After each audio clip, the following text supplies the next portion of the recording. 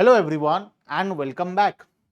आज हम हमारा जो इकोनॉमिक सब्जेक्ट है, जो न्यू एजुकेशन पॉलिसी के अकॉर्डिंग ओडिशा में अभी अभी इंप्लीमेंट हुआ है न्यू एजुकेशन पॉलिसी, और उसके अकॉर्डिंग हमारा जो नया सिलेबस आया है, उस नए सिलेबस में इकोनॉमिक्स नाम का सब्जेक्ट था। पिछले क्लास में हम इकोनॉमिक्स का पूरा सिलेबस देखे थे, हम कैसे पढ़ाई करेंगे वो समझे थे।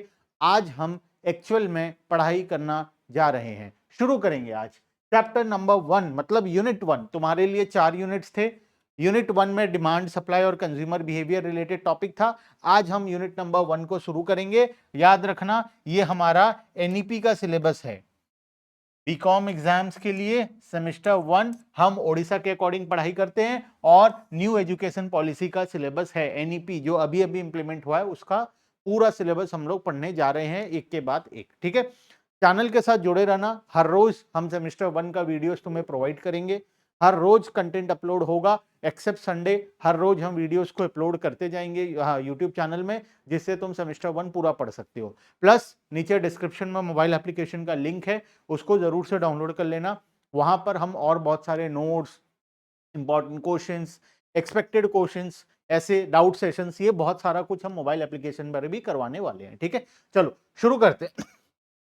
ग्रुप पर एडेड नहीं हो तो ग्रुप पर ऐड हो जाना। ठीक है, ग्रुप पर ऐड होने का बहुत सारा फायदा है, पहले वीडियो के अंदर बताया। ग्रुप पर ऐड कैसे हो, डिस्क्रिप्शन बॉक्स पर एक मोबाइल नंबर दिया हुआ है, वहां पर मैसेज कर देना अपने कॉलेज का नाम, मैं तुम्हें तुम्हारे कॉलेज के ग्रुप पर ऐड कर दूंगा। ठीक है, आ जाओ शुरू करते हैं। चैप्टर नंबर 1, यूनिट 1 का पहला पार्ट। देखो, यूनिट 1 के अंदर 3 इंपॉर्टेंट टॉपिक्स हैं।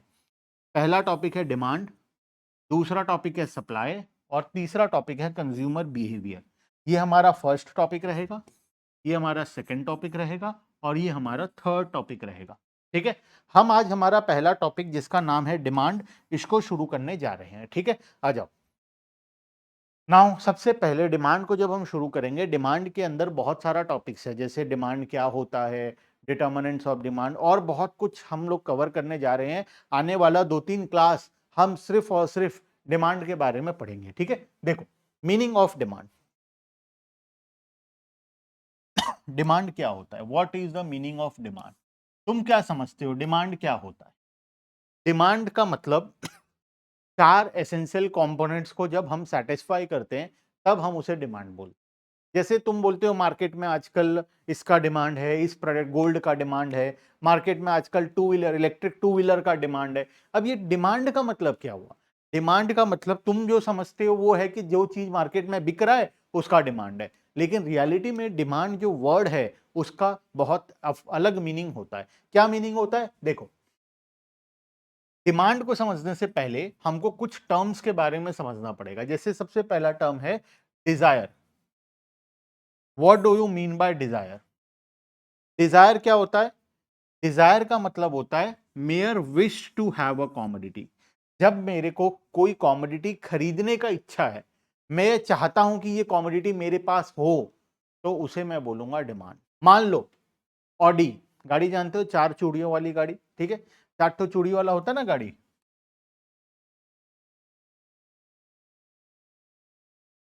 ऑडी कार है, मैं चाहता हूं ये ऑडी कार मेरे पास हो, ऐसा मैं चाहता हूं।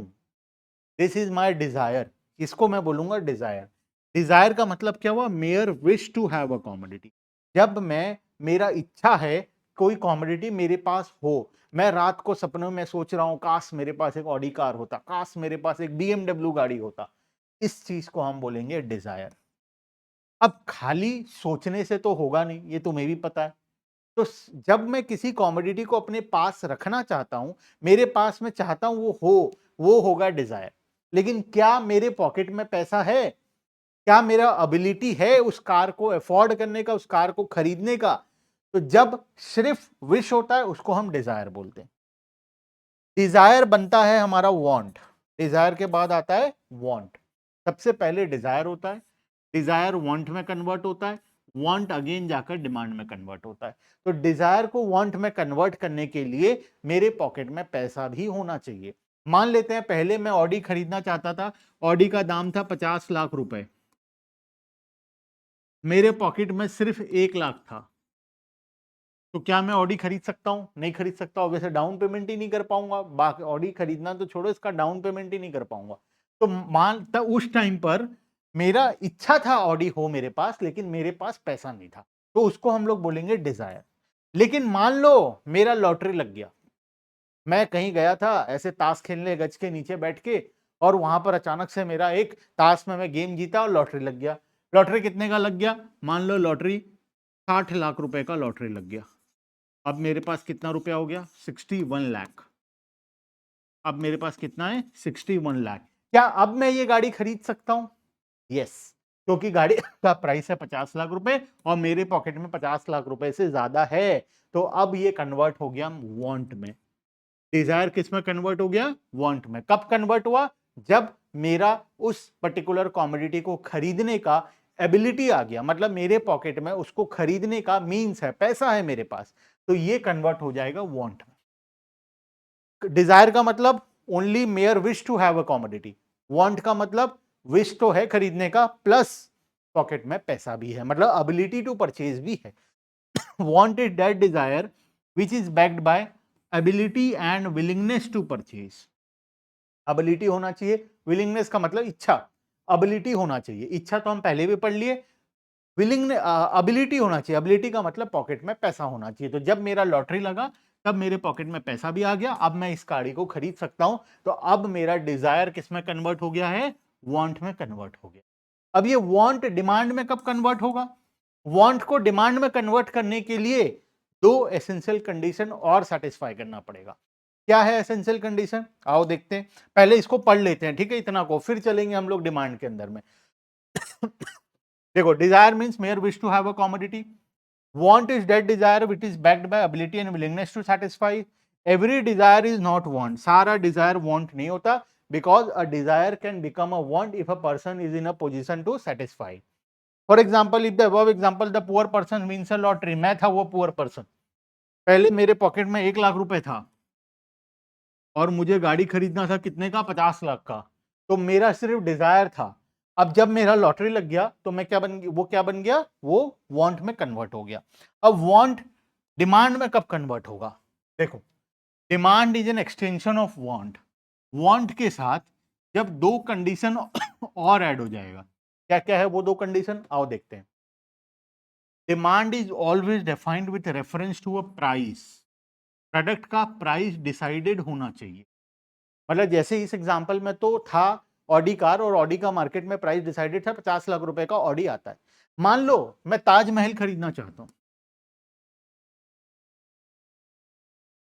मैं ताजमहल खरीदना चाहता हूं, मुझे ड्राइंग बनाना नहीं आता, मान लो ताजमहल खरीदना चाहता हूं, ये मेरा ताजमहल है। ताजमहल, मैं चाहता हूं मेरा ताजमहल हो, और मेरे पॉकेट में बहुत पैसा, इतना पैसा है कि इतना पैसा है कि मैं कुछ भी खरीद सकता हूं। ताजमहल खरीदने का पैसा भी है मेरे पास। क्या मैं ताजमहल को खरीद सकता हूं? क्या मैं ताजमहल को खरीद सकता हूं? मैं पार्लियामेंट खरीदना चाहता हूं, इंडिया का पार्लियामेंट जो है वो खरीदना चाहता हूं, बहुत पैसा है मेरे पास, क्या मैं खरीद सकता हूं? Obviously not. क्यों नहीं खरीद सकता? क्योंकि वो बिक्री के लिए मार्केट में अवेलेबल ही नहीं है, उसका प्राइस ही डिसाइडेड नहीं है, ताजमहल का प्राइस ही डिसाइडेड नहीं है। प्राइस डिसाइड कब होगा किसी प्रोडक्ट का? जब वो मार्केट में आएगा बिकने के लिए, वो बिक्री के लिए अवेलेबल ही नहीं है, तो वो उसका प्राइस कैसे डिसाइड होगा? तो इसीलिए तीसरा एसेंशियल कंडीशन जो है, demand is always defined with reference to a price. Product का प्राइस डिसाइडेड होना चाहिए। हमारा ऑडी वाला एग्जांपल में तो प्राइस डिसाइडेड था, लेकिन ये ताजमहल वाला एग्जांपल में प्राइस डिसाइडेड नहीं है। तो चाहे तुम्हारा वांट हो, मतलब तुम्हारा डिजायर भी है, तुम्हारे पॉकेट में पैसा भी है, फिर भी हम उसको डिमांड नहीं बोलेंगे, बिकॉज मार्केट में उस प्रोडक्ट का प्राइस डिसाइडेड नहीं है। तो जब प्राइस डिसाइड होगा तभी जाकर काम बनेगा, अदरवाइज नहीं बनेगा। बात समझ में आया? यस। और आखिरी एक कंडीशन क्या रह गया? Demand is always with respect to period of time. Period of time decided होना चाहिए। अब ये बहुत ही लॉजिकल है। तीन कंडीशन तो समझ में आ गया, willingness to purchase, ability to purchase, और तीसरा है हमारा प्राइस। ठीक है, चौथा कंडीशन में आते हैं। चौथा कंडीशन क्या बोलता है? मान लो ये ऑडी कार है, इसका प्राइस है 50 लैक्स, मेरे पॉकेट में है 61 लैक्स, एबिलिटी है, विलिंगनेस है, प्राइस भी डिसाइडेड है। मैं ये गाड़ी खरीदना चाहता हूं। तुम बोले सर हम अगली महीना आएंगे, आप हमें हमारा ऑडी में घुमाइएगा। मैं बोला हाँ आओ, आराम से नहा धो के आओ, मैं तुम्हें तो मेरे ऑडी में घुमाऊंगा। फिर अगले महीना तुम आए, बोले सर ऑडी खरीद लिए? मैं बोला नहीं, खरीदेंगे, खरीदेंगे, जल्दी खरीदेंगे, पैसा तो है, पैसा तो बहुत है, खरीद लेंगे। तुम 2 महीना और चला गया, तुम पूछे सर अभी खरीद लिए? बोला खरीदेंगे ना, क्या हड़बड़ी है, पैसा तो है, प्राइस भी डिसाइडेड है और खरीदने का इच्छा भी है, खरीद लेंगे कभी भी। फिर 6 महीना और चला गया, तुम आए पूछे सर अब खरीद लिया ऑडी? मैं बोला अरे खरीद लेंगे, क्या है, 6 साल हो गया। तुम पूछे सर अब तो खरीद ही लिए होगे, गाड़ी पुराना हो गया होगा, बदल लो, अब नया गाड़ी लेने का टाइम आ गया। बोला अरे खरीदेंगे ना, क्या है अभी, ये पैसा भी है, गाड़ी भी है, सब कुछ है, खरीद लेंगे, कभी भी खरीद लेंगे। 50 साल निकल गया। तुम पूछ रहे हो सर हमारे बच्चे के बच्चे ऑडी खरीद चुके हैं, अभी क्या आप खरीद लिए? मैं बोला नहीं, खरीदेंगे ना, क्या हड़बड़ी है। क्या तुम्हें लगता है ऐसे कंडीशन में डिमांड होगा? इसको हम डिमांड बोल पाएंगे? इसीलिए फोर्थ कंडीशन रखा गया, पीरियड ऑफ टाइम। तुम्हें टाइम डिसाइड करना पड़ेगा कि तुम कब खरीदना चाहते हो। सिर्फ पॉकेट में पैसा होने से, प्रोडक्ट मार्केट में अवेलेबल होने से और उसका प्राइस डिसाइडेड होने से काम नहीं बनेगा। एक और essential condition, time period decide करना पड़ेगा कि तुम उस प्रोडक्ट को कब खरीदना चाहते हो सकता है तुम उसको 1 साल के अंदर खरीदो, हो सकता है तुम उसे 5 साल के अंदर खरीदो, लेकिन तुम्हें एक टाइम पीरियड बताना पड़ेगा कि तुम उसे कब खरीदना चाहते हो। 2 महीने में खरीदना चाहते हो, 6 महीने में खरीदना चाहते हो, 6 साल में खरीदना चाहते हो, 50 साल में खरीदना चाहते हो, कब खरीदना चाहते हो, ये तुम्हें बताना पड़ेगा। ये है हमारा आखिरी और फोर्थ कंडीशन। तो 4 कंडीशन क्या क्या हो गया? Willingness to purchase, ability to purchase, price of the commodity और पीरियड ऑफ टाइम। चारों चीज डिसाइड हो जाएगा तो हम उसे डिमांड बोलेंगे, अदरवाइज हम उसे डिमांड नहीं बोलेंगे। आओ पढ़ते हैं फटाफट से। Demand is always defined with reference to price. The demand for a commodity is always stated with reference to its price.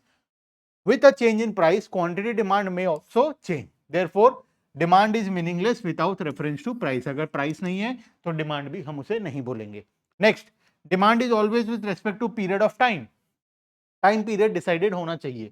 अगर टाइम पीरियड नहीं है तो भी हम उसे डिमांड नहीं बोलेंगे। Demand is always expressed with reference to time. For example, demand for umbrella is more in rainy season as compare to other season. The time frame might be एक घंटे का हो सकता है, एक दिन का हो सकता है, एक महीने का हो सकता है, एक साल का हो सकता है, 10 साल का हो सकता है, 50 साल का हो सकता है, लेकिन टाइम पीरियड डिसाइडेड होना बहुत जरूरी है।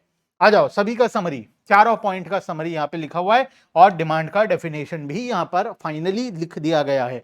डेफिनेशन क्या बोलता है? Demand is quantity of a commodity that a consumer is willing and able to buy. Willingness होना चाहिए, एबिलिटी होना चाहिए, at each possible price, price decided होना चाहिए during a given period of time. तो पहला कंडीशन, दूसरा कंडीशन, तीसरा कंडीशन और चौथा कंडीशन। एक और चीज, क्वांटिटी भी तुम्हें पता होना चाहिए, ठीक है, कि तुम ऑडी खरीदना चाहते हो, कितना ठो ऑडी खरीदना चाहते हो? 5 ठो ऑडी खरीदना है, 2 ठो ऑडी खरीदना है, 1 खरीदना है, 10 ठो खरीदना है, कितना खरीदना है? क्वांटिटी भी हम लोग यहाँ पर डिसाइड कर लें तो बेटर रहेगा।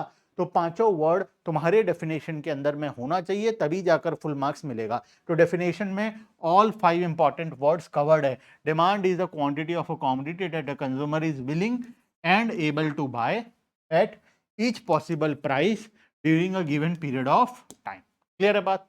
तो जब ये सारा कंडीशन सेटिस्फाई हो जाएगा हम इसे डिमांड बोलेंगे। ठीक है, चलो चलते हैं आगे।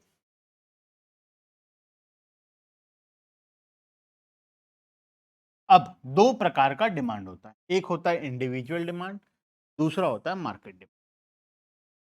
एक होता है इंडिविजुअल डिमांड, दूसरा होता है मार्केट डिमांड। मेरे अकेले का डिमांड, मैं ऑडी खरीदना चाहता हूं, मेरे अकेले का डिमांड इंडिविजुअल डिमांड होगा। इंडिविजुअल मतलब तुम समझ ही रहे हो, एक इंसान। तो इंडिविजुअल डिमांड का मतलब है मेरे अकेले का डिमांड। और मार्केट डिमांड का मतलब होता है एक पर्टिकुलर मार्केट में जितने भी लोग हैं, चाहे वो 10 लोग हों, 50 लोग हों, 500 लोग हों, 5000 लोग हों, वो मार्केट में एक पर्टिकुलर प्रोडक्ट का कितना डिमांड है। मान लेते एग्जांपल लेते हैं, ये हमारा बरगढ़ डिस्ट्रिक्ट है। बरगढ़ डिस्ट्रिक्ट जहां से मैं बिलोंग करता हूं, उड़ीसा के अंदर में आता है। मैं उड़ीसा का सिलेबस पढ़ाता हूं, मैं उड़ीसा से बिलोंग करता हूं और बरगढ़ डिस्ट्रिक्ट में हमारा ये कोचिंग इंस्टीट्यूट भी सिचुएटेड है। अभी मैं फिलहाल बरगढ़ में हूं। तो बरगढ़ में बहुत सारे लोग हैं। पॉपुलेशन अप्रॉक्स 10-12 लाख का पॉपुलेशन है, 10 to 12 lakhs का। तो पॉपुलेशन 10-12 लाख का है। मैं अकेला ऑडी खरीदना चाहता हूं, ये मेरा इंडिविजुअल डिमांड है। बरगढ़ में 500 लोग ऐसे हैं जो ऑडी कार खरीदना चाहते हैं। 500 लोग ऐसे हैं जो चारों कंडीशन को सेटिस्फाई करते हैं, मतलब उनका विलिंगनेस टू परचेज है, उनके पास पैसा भी है खरीदने को, वो एक पर्टिकुलर टाइम पीरियड में 1 साल के अंदर खरीदना भी चाहते हैं और मार्केट में प्राइस भी डिसाइडेड है। तो 500 लोग अगर ऑडी खरीदना चाहते हैं तो मार्केट डिमांड क्या होगा? Market demand of Bargarh will be 500 unit. Bargarh का मार्केट डिमांड कितना है? 500 यूनिट ऑफ ऑडी कार। बात समझ में आया? तो मार्केट डिमांड होता है एक ग्रुप ऑफ पीपल को लेकर, बहुत सारे लोग मिलकर, बहुत सारे लोग हैं, ये सभी का डिमांड को मिलाकर क्या बनता है? हमारा मार्केट डिमांड बनता है। एक इंसान का डिमांड इंडिविजुअल डिमांड, पूरे ग्रुप का डिमांड मार्केट डिमांड। ठीक है, देखो, individual demand refers to quantity of a commodity that a consumer is willing and able to buy at each possible price during a given period of time. Important word क्या है? That a consumer, एक consumer, one consumer, बस ये important है। एक consumer जितना खरीदना चाहता है उसे हम इंडिविजुअल डिमांड बोलेंगे। सब मिलकर जितना खरीदना चाहते हैं। Market demand refers to quantity of a commodity that all consumer, all का मतलब उस एरिया में जितने भी लोग हैं सब मिलकर जितना खरीदना चाहते हैं। All consumers are willing and able to buy at each possible price during a given period of time. इसे हम लोग बोलेंगे हमारा मार्केट डिमांड। बात समझ में आया? Individual demand and market demand. ठीक है, आ जाओ आगे चलते हैं। अच्छा, आगे एक बहुत बड़ा टॉपिक है, डिटर्मिनेंट्स ऑफ डिमांड है। ठीक है, डिटर्मिनेंट्स ऑफ डिमांड एक बहुत बड़ा टॉपिक है जिसको हम नेक्स्ट क्लास में शुरू करेंगे। ठीक है, आज मैं शुरू नहीं करता क्योंकि ये बहुत बड़ा टॉपिक है, तो आधा में कंप्लीट करेंगे कोई फायदा नहीं है। नेक्स्ट क्लास में हम डिटर्मिनेंट्स ऑफ डिमांड को पूरा कंप्लीट करेंगे। ठीक है, आज के लिए यहीं पर स्टॉप करते हैं। Bye bye everyone and thank you.